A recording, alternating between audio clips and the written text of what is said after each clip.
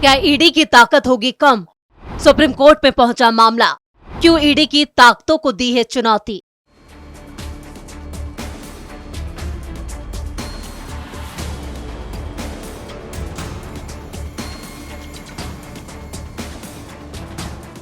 नमस्कार, आप देख रहे हैं कैपिटल टीवी की स्पेशल स्टोरी। आपके साथ मैं हूं परवीन शेख। ईडी का नाम सुनते ही बेईमान नेता थर-थर कांपने लगते हैं। भ्रष्टाचारियों की हेकड़ी निकल जाती है। लेकिन पिछले 10 सालों में ईडी के एक्शन से सबसे ज्यादा परेशानी और पेट में दर्द विपक्ष के नेताओं में हुआ है। लगातार ईडी की ताकत को कम करने के तरीके विपक्ष ढूंढता रहा। अब एक बार फिर ईडी की ताकत को सुप्रीम कोर्ट में चुनौती दी गई, जिस पर 7 अगस्त को सुप्रीम कोर्ट में सुनवाई हुई। Prevention of money laundering act के तहत यहां पर इन्फोर्समेंट डायरेक्टरेट यानी प्रवर्तन निदेशालय की ताकतों और सीमाओं को लेकर दिए गए फैसले के बाद जो पुनर्विचार याचिका दायर की गई, उस पर अब सुप्रीम कोर्ट 28 अगस्त को सुनवाई करेगा। 7 अगस्त को मामले की सुनवाई के दौरान केंद्र सरकार की तरफ से पेश हुए सॉलिसिटर जनरल तुषार मेहता ने कहा कि जिरह की तैयारी के लिए वक्त चाहिए, जिसके बाद कोर्ट ने 2 हफ्तों का वक्त दे दिया। जस्टिस सूर्यकांत, जस्टिस सीटी रवि कुमार और उज्जवल भुइया की बेंच ने इस पुनर्विचार याचिका पर सुनवाई की।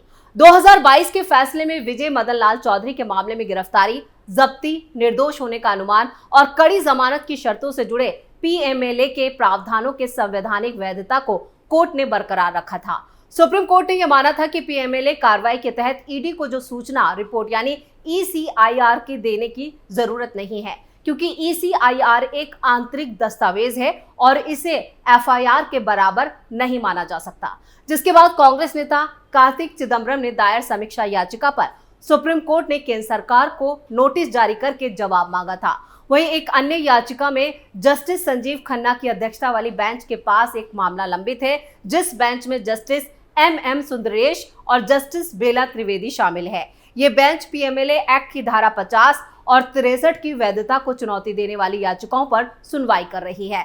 इस धारा के तहत ईडी के पास गवाहों को बुलाने, उनके बयान दर्ज करवाने और गलत जानकारी देने पर उनके खिलाफ मुकदमा चलाने की शक्ति मिली हुई है या अधिकार ईडी को है।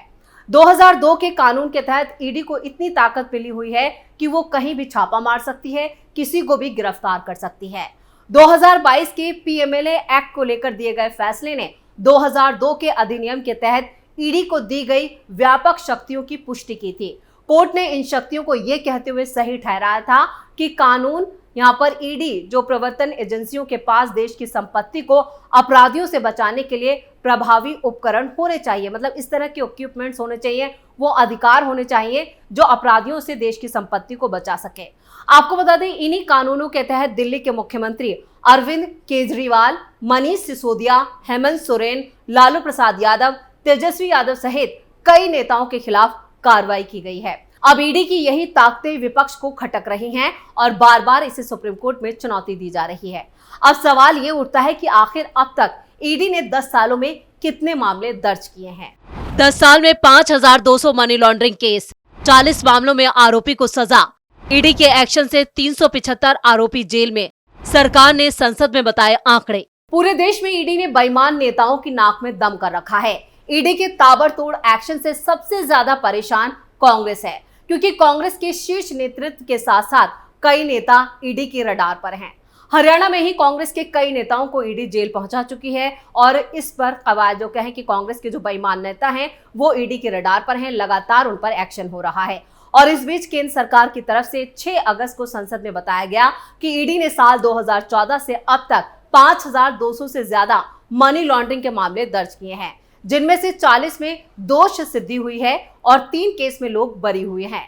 केंद्रीय गृह राज्य मंत्री नित्यानंद राय ने लोकसभा में एक सवाल के लिखित जवाब में ये जानकारी दी। आंकड़ों के मुताबिक 2014 और 2024 के बीच ईडी ने मनी लॉन्ड्रिंग अधिनियम के तहत कुल 5297 मामले दर्ज किए। 40 मामलों में सजा हुई, जबकि 3 मामलों में लोगों को बरी किया गया। मंत्री की तरफ से साझा किए गए आंकड़ों के अनुसार 2016 और 2024 के बीच की अवधि के लिए कुल 375 आरोपी धन शोधन रोधी कानून के तहत गिरफ्तार हुए। तो संसद में आंकड़े पेश करते हुए मंत्री नित्यानंद राय ने कहा कि इस दौरान यूएपीए के तहत भी कार्रवाई हुई और गिरफ्तारियां हुई। केंद्रीय मंत्री ने 2014 और 22 के बीच आतंकवाद विरोधी कानून के तहत दोष मुक्ति और सजा के अलावा गैर कानूनी गतिविधियां अधिनियम यानी यूएपीए के तहत दर्ज मामलों का भी डेटा दिया। आंकड़ों से पता चलता है कि इस दौरान राज्यों और केंद्रीय एजेंसियों ने कुल 8,719 यूएपीए मामले दर्ज किए गए, जिसमें 567 लोग बरी हो गए और 222 दोषी ठहराए गए। तो prevention of money laundering act यानी पीएमएलए के मुताबिक पैसों की हेराफेरी या गबन कर कोई संपत्ति या नकदी जुटाई गई तो वो आपराधिक आय होती है और उसे मनी लॉन्ड्रिंग माना जाता है। पीएमएलए के मुताबिक पैसों की हेराफेरी या गबन करके कोई संपत्ति या नकदी जुटाई जाती है तो वो आपराधिक आय ही होती है और उसे मनी लॉन्ड्रिंग माना जाएगा। ये भी इस कानून में निहित है। मनी लॉन्ड्रिंग के मामलों में ईडी जब कोई संपत्ति या नकदी जब्त करती है तो अथॉरिटी को उसकी जानकारी देनी होती है। कानूनन ईडी को पैसे जब्त करने का अधिकार तो है, लेकिन वो इस बरामद नकदी को अपने पास नहीं रख सकती।